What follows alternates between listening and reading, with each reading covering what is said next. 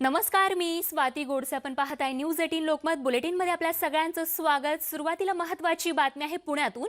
पुणे महानगरपालिकेच्या प्रभाग समितीच्या अध्यक्षपदाच्या निवडणुकीवरून भाजपचे प्रदेशाध्यक्ष चंद्रकांत पाटील यांनी अजित पवारांना उद्देशून आम्ही तुमचे बाप आहोत असं म्हटलंय.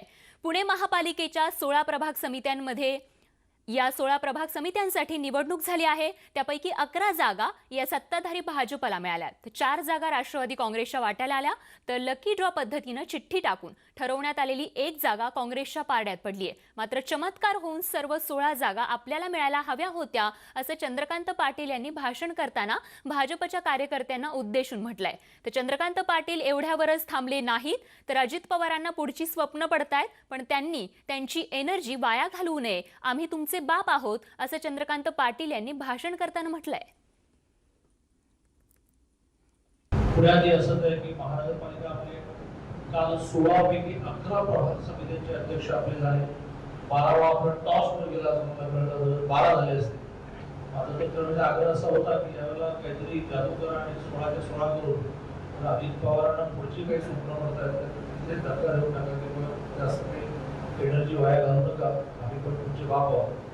ठीक आहे, 11 झाले आणि 12वा टॉस होता. 103 नगरसेवक आपले आहेत. सगळी पदं महापौर महापौरस्थायी सभागृह सगळे महिला बाल कल्याण आणि सामाजिक न्याय सगळ्या समित्या आपल्याकडे आहेत. आणि यानंतर बातमी आहे मराठा आरक्षणावरून सुरू झालेल्या नव्या वादाची. मराठा समाजाला ओबीसीतून आरक्षण देण्याचा प्रस्ताव खुद्द ओबीसी नेते आणि मंत्री विजय वडेट्टीवारांनी आपल्याशी बोलताना मांडल्याचा गौप्यस्फोट संभाजीराजेंनी केलाय. मात्र संभाजीराजेंनी आपल्या वक्तव्याचा विपर्यास केल्याचं स्पष्टीकरण विजय वडेट्टीवारांनी दिलंय. ओबीसीचं 27% आरक्षण सोडून नवा प्रवर्ग स्थापन करून मराठा समाजाला आरक्षण देता येईल असा आपल्या बोलण्याचा अर्थ असल्याचंही वडेट्टीवारांनी म्हटलंय. दरम्यान मराठा समाजाला ओबीसीतून आरक्षण देण्याची शिफारस मागासवर्ग आयोगानं काही दिवसांपूर्वी केली होती. मराठा समाजाला शिक्षणात 12% आणि नोकऱ्यांमध्ये 13% देण्याच्या निर्णयावरती हायकोर्टानं शिक्कामोर्तबही केलं होतं. मात्र यामुळे राज्यातील एकूण आरक्षणाची टक्केवारी 50%च्या वर जात असल्यानं मराठा आरक्षणाला स्थगिती देण्यात आली आहे. तर ओबीसींचं 19% कायम ठेवून मराठा समाजाला 13% आरक्षण देण्याचा प्रस्ताव काही तज्ज्ञांनी मांडलाय. मात्र त्यामुळे आरक्षणाची एकूण टक्केवारी ही 50%वर जाऊन ते घटनाबाह्य ठरण्याची शक्यता अधिक आहे. आणि त्याचमुळे मराठा आरक्षणाच्या फॉर्म्युल्यावर काथ्याकूट सुरू असताना आता वादाचा हा नवा फॉर्म्युला समोर आलाय असा प्रश्न निर्माण होतोय. दरम्यान संभाजीराजेंच्या आरोपावरती आणि मराठा आरक्षणाच्या मुद्द्यावर वडेट्टीवार नेमकं काय म्हणाले बघूयात. मला असं वाटतं की राजेंच्या गैरसमजातून ते बोलले असावेत किंवा त्यांना वेगळी काहीतरी त्यांची भूमिका असावी. राजेंना कदाचित मी ओबीसीसाठी सातत्यानं फ्रंटवर येऊन समाजाच्या प्रश्नासाठी लढतो, त्यामुळे माझा राजकीय म्हणजे काय म्हणतात त्याला हलाल करायचा काही विचार तर नाही ना या भूमिकेमागे त्यांच्या, असंही कदाचित मला वाटतं. पण मी त्यासाठी अजिबात तयार नाही. 27%मध्ये मराठ्यांचा समावेश करायचा विषय नाही आणि तो करू नये ही आज काल आणि परवाची माझी सगळीच भूमिका आहे. मी कालही तीच भूमिका होती, आजही ती आहे आणि उद्यालाही तीच भूमिका राहणार आहे. त्यामध्ये कुठेही तडजोड करायचा विषय नाही. मोठा समाज आहे, सगळ्यात मोठा आहे, बडी तो कानपिढी अशी आमची स्थिती होऊ नये. नाही तर तो मोठा समाजाने आम्हाला दाबण्याचंच काम करावं. त्यांच्या गरीब विद्यार्थ्यांच्या हक्काचं मागत असेल तर आमचं काय जातं.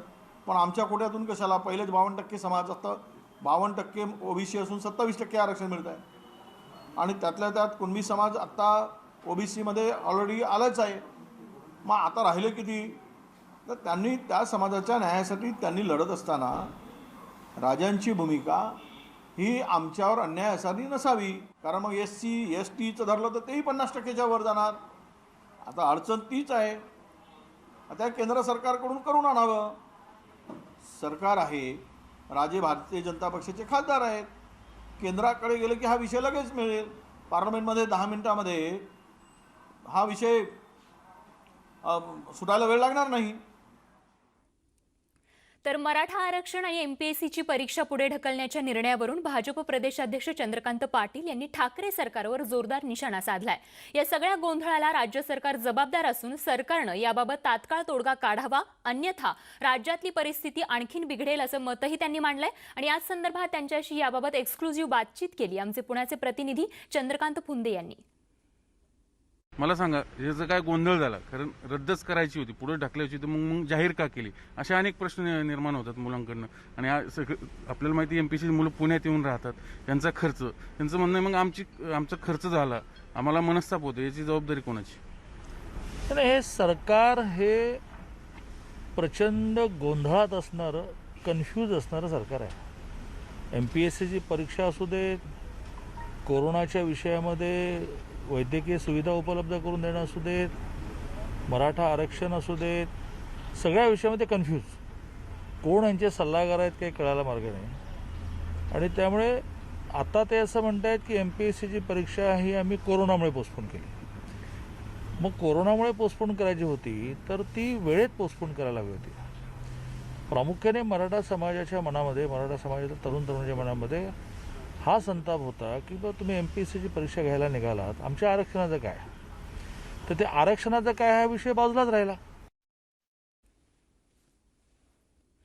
शरद पवारांच्या खांद्यावरून खाली उतरा असं म्हणत भाजप आमदार गोपीचंद पडळकर यांनी रोहित पवार यांच्यावर टीकास्त्र सोडलंय। तसंच माजी मुख्यमंत्री देवेंद्र फडणवीस आणि भारताचे पंतप्रधान नरेंद्र मोदी यांना फुकटचे सल्ले देऊ नका असंही पडळकरांनी म्हटलंय। त्यानंतर रोहित पवार यांनी फेसबुक पोस्ट लिहून त्याला प्रत्युत्तर दिलंय। पवार साहेब हे आमचे नेते, मार्गदर्शक आणि सर्वेसर्वा आहेत आणि त्याचा मला अभिमान आहे। मी कुणाच्या खांद्यावर बसतो याकडे लक्ष देण्यापेक्षा आपण कुठल्या कडेवर आहात हे मी विचारणार नाही असं प्रत्युत्तर रोहित पवारांनी दिलंय। तर गोपीचंद पडळकर यांनी नेमकी काय टीका केली होती बघूयात।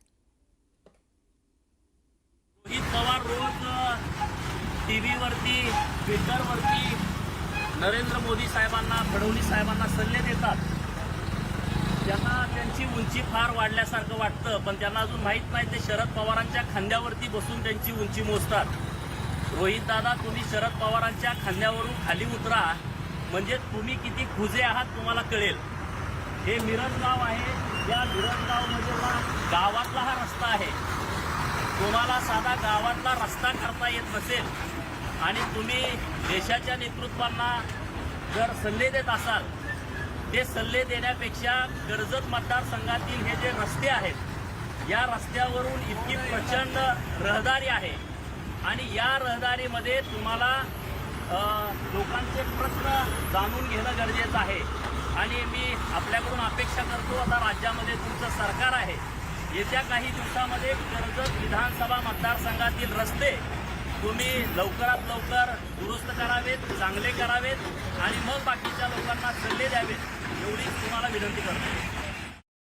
आणि आता सर्वसामान्यांसाठी एक महत्त्वाची बातमी आहे। नोव्हेंबरमध्ये सर्वसामान्यांना दिवाळीचं मोठं गिफ्ट मिळण्याची शक्यता आहे, कारण दिवाळीपर्यंत किंवा दिवाळीनंतर शाळा सुरूच कराव्या लागतील असं वक्तव्य आरोग्यमंत्री राजेश टोपे यांनी केलंय।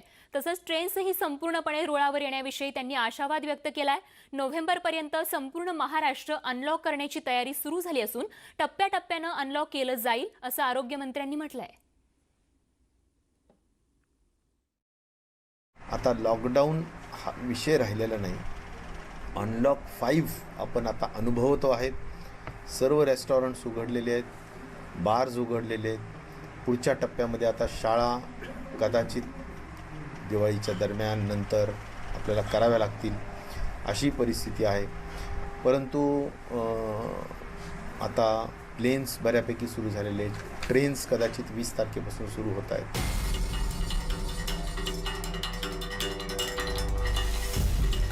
आरोग्यमंत्री राजेश टोपे यांनी संपूर्ण राज्य अनलॉक करण्याचे स्पष्ट संकेत दिले खरे, पण राज्यातलं गेल्या काही दिवसातलं कोरोना रुग्ण वाढण्याचं प्रमाण काही कमी झालेलं नाही। उलट पॉझिटिव्ह रुग्ण सापडण्याचं प्रमाण वाढलंय, पण दिलासादायक बाब म्हणजे त्यावर मात करणाऱ्यांचं प्रमाण सुद्धा झपाट्यानं वाढतंय। सरकारनं हळूहळू एक एक गोष्ट खुली करायला परवानगी दिली आहे। ग्रंथालय, मंदिरं, शाळा, महाविद्यालय आणि रेल्वे सगळ्यांसाठी सुरू करणं हे निर्णय मात्र अद्याप सरकारने घेतलेले नाहीत।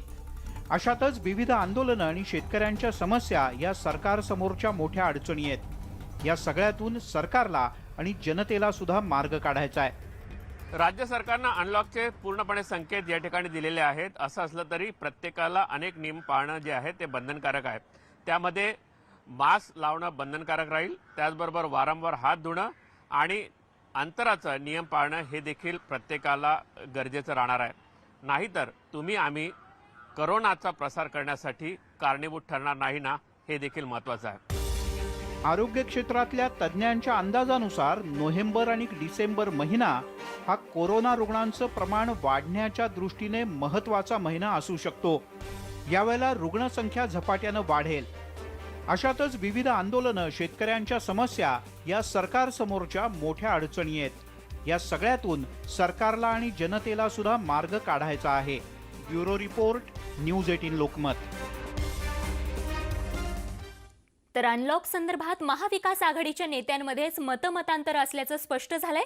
आता लॉकडाऊनचा विषय राहिला नसून महाराष्ट्र नोव्हेंबरपर्यंत अनलॉक होणार असल्याचं आरोग्यमंत्री राजेश टोपे यांनी स्पष्ट केलंय.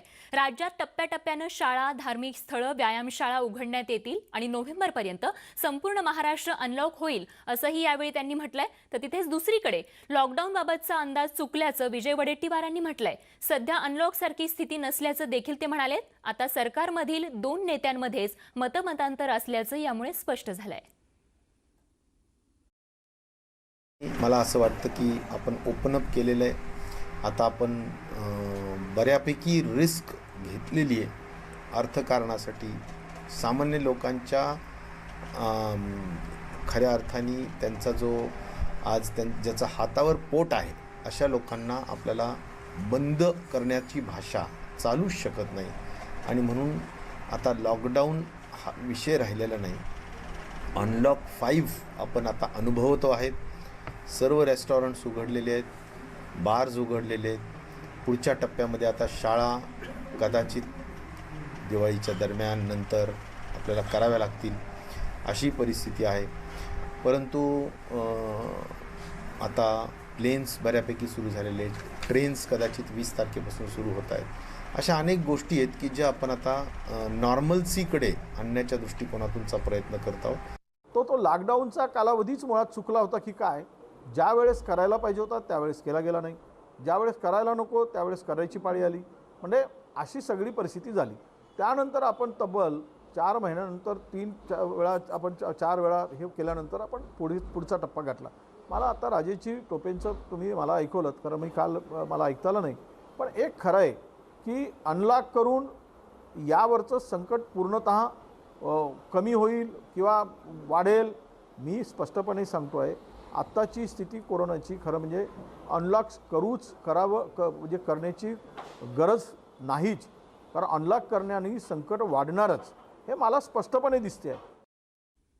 आणि बातमी आहे पुण्यातून. पुण्यात कोरोना आटोक्यात येत असल्याचं चित्र असलं तरी डिसेंबर आणि जानेवारीत कोरोनाची आकडेवारी वाढणार असल्याचं केंद्रीय पथकानं स्पष्ट केलंय. त्यामुळे वर्षाअखेर आणि नव्या वर्षाची सुरुवात ही पुणेकरांसाठी काळजीची राहणार असल्याचं स्पष्ट आहे. कोरोनाच्या पार्श्वभूमीवरती केंद्र सरकारचं पथक पुण्यात आलं असून जम्बो कोविड सेंटरसह बाधित क्षेत्राची त्यानं पाहणी केली आहे. कोरोनाची सद्यस्थिती, त्याचे परिणाम आणि वाढीची चिन्ह या अनुषंगानं महापालिकेला काही सूचना देखील या पथकाकडून करण्यात आल्या आहेत. कदाचित डिसेंबर एंड किंवा जानेवारीमध्ये सेकंड सर्ज येऊ शकतो. थोडीशी संख्या रुग्णांची त्यावेळेस वाढण्याची शक्यता आहे. तर अशी जर रुग्णांची संख्या जर वाढली तर पुणे महानगरपालिकेने त्यावेळेस ऑक्सिजन बेड्स आणि व्हेंटिलेटर्स याची तयारी ठेवणं गरजेचं आहे. तर त्या दृष्टिकोनातून आपल्याकडे सध्या ऑक्सिजन बेड्स आणि व्हेंटिलेटरची पुरेपूर तयारी आहे. जर तुम्ही डॅशबोर्ड जर बघितला, कालचा डॅशबोर्ड बघितला, तर आपल्याकडे साधारणतः काल 1300 ऑक्सिजनच्या बेड्स ह्या रिकाम्या वेकंट बेड होते. त्यामुळे आपली तशी पूर्णपणे तयारी आहे. जरी सेकंड सर्ज आला तरी सर्व दृष्टिकोनातून पुणे महानगरपालिकेची सर्वतोपरी तयारी आहे.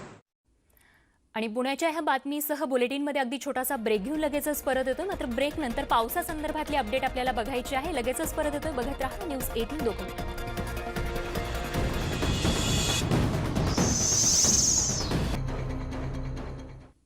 ब्रेकनंतर बुलेटिनमध्ये आपल्या सगळ्यांचं पुन्हा एकदा स्वागत. आणि आता बातमी आहे राज्यामध्ये बरसत असलेल्या परतीच्या पावसाची.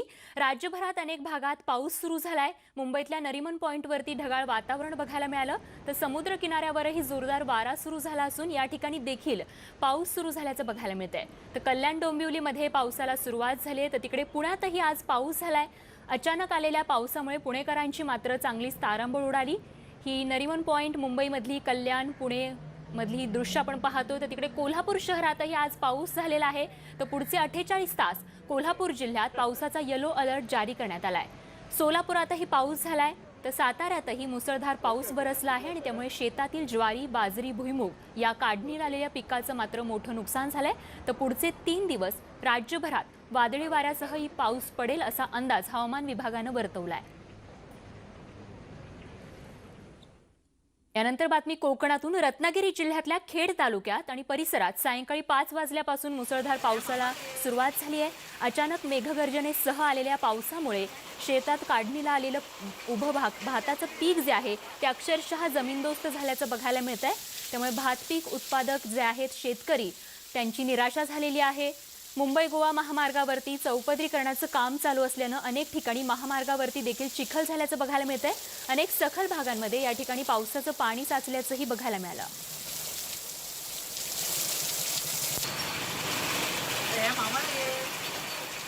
रत्नागिरी खेड परिसरातली ही दृश्य आणि त्यानंतर रायगड जिल्ह्यातून पावसाची बातमी. रायगड जिल्ह्यातही आज दुपारपासून पाऊस सुरू आहे. जिल्ह्यात मेघगर्जनेसह जोरदार सरी बरसत असून जिल्ह्यातील काही भागात तुरळक सरी बरसत आहेत, तर काही ठिकाणी सखल भागात पाणी देखील साचलंय. तर अचानक आलेल्या मुसळधार पावसामुळे बाजारपेठांमध्ये नागरिकांची चांगलीच धावपळ उडाली आणि भात कापणीला सुरुवात झाली असून या पडणाऱ्या पावसामुळे शेतीचं मात्र नुकसान होत असल्यानं शेतकऱ्यांची चिंता वाढली आहे.